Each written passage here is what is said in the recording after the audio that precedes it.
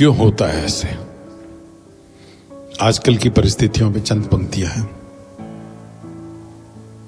क्यों होता है ऐसे?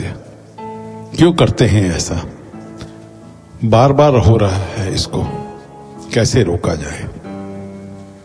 गुस्सा दिखाने वाले गुस्सा दिखा रहे हैं, कैंडल मार्च निकाल रहे हैं, कुछ अपनी रोटी भी सेक रहे हैं। मीडिया चिल्ला रहा है, पर इस जघन्य अपराध को करने वाले ना तो अखबार पढ़ते हैं, ना दूसरों की सुनते हैं।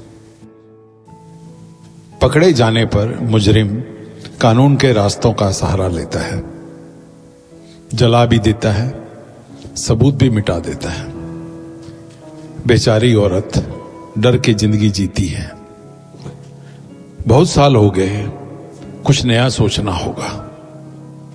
खाली चिल्लाने से कुछ ना होगा, जड़ तक जाना होगा। इंसान जो जानवर है, उसकी मानसिकता को समझना होगा। उसकी मानसिकता को समझने की जरूरत है। गलत तो नहीं कहा, सामाजिक हो गया है, पर अंदर से तो हैवान है। मौका देखते ही हैवानियत दिखा देता है। समझाने के तरीके भी हैं। सामाजिक व्यवस्था और डर दोनों को मिलकर काम करना होगा। व्यवस्था समाज की, धर्म की, डर कानून का, बहिष्कार का और पिटने का। पर यह डर सबको काबू ना कर सकता। कुछ बेखौफ, कुछ दारू का नशा, कुछ साथ का असर, कुछ शारीरिक जरूरत, कुछ लालसा, कुछ दूसरे की मजबूरी, कुछ अपनी ताकत पर भरोसा, कुछ बाप की ताकत पर भरोसा, कुछ कानून का ढीलापन। बहुत मंथन किया, बहुत चिंतन किया। पढ़ाई की बात तो सबके लिए ना थी। पढ़ाई की बात सबके लिए ना थी। बहन लगभग सबके घर में थी, पर उसकी भी मां थी। ना परिवार की चिंता थी। ये तो शरीर के हार्मोन्स ही ऐसे हैं, उकसाते हैं, बेशर्म बनाते हैं।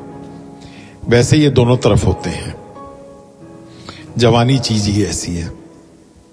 जानवर भी यही करता है, पर वो सामाजिक नहीं है, आदमी सामाजिक है।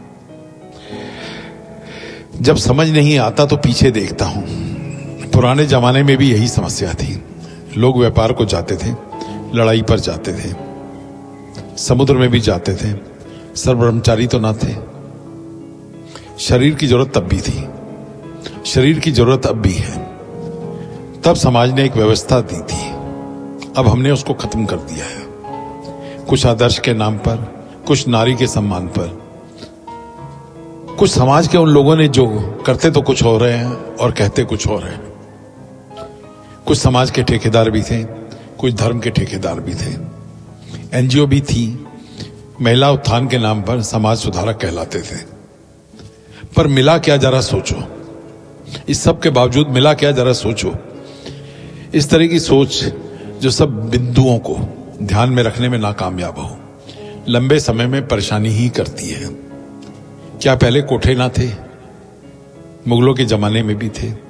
क्या इन्हीं कोठों को जीबी रोड में ना बसाया गया था? लड़ाई के वक्त बकायदा भर्ती होती थी। दुनिया का सबसे पुराना पेशा कहते थे। कौन सा शहर ऐसा था जहां ये सब नहीं होता? बस इतना दबा दिया कि जैसे बिल्कुल नहीं, कुछ नहीं। मैं नहीं जानता ये सोच समस्या का समाधान है। जब एलजीबीटी को कानूनी मान्यता मिल गई तो इस बारे में सोचने में क्या हर्ज है? इस बारे में सोचने में क्या हर्ज है?